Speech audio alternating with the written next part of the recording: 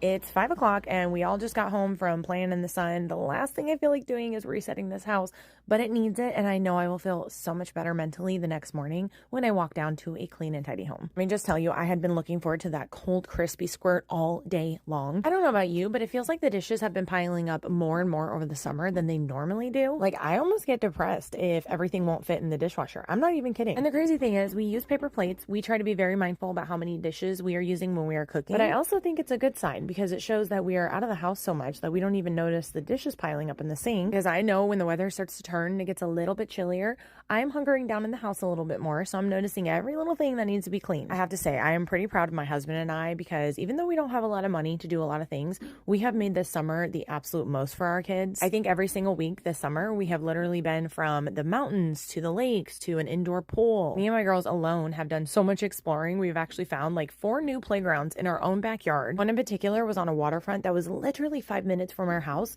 and it had the most breathtaking view, and I was in literal shock that we had no idea it was there. I will say it is hard seeing everybody go on their vacations and do all the things. I don't think we've ever really taken a summer vacation just because it hasn't ever been in the budget, but I am holding on to everything we have given them in bonding, spending time together, laughing, making all these core memories. I will say my oldest is definitely going to go back to school with a nice little tan, as well as my youngest, but she has more of my olive skin tone, so she is a pretty crispy little girl. But it is also okay if you felt a little FOMO this summer. It doesn't make us greedy or selfish. You're just human. You're a dreamer. You want new experiences and new adventures. Or maybe it's just that you want to get away from the daily stress and shut it all off for a week. Either way, I am proud of you for making the most with what you had. If you're still here, drop me the palm tree emoji. Bye!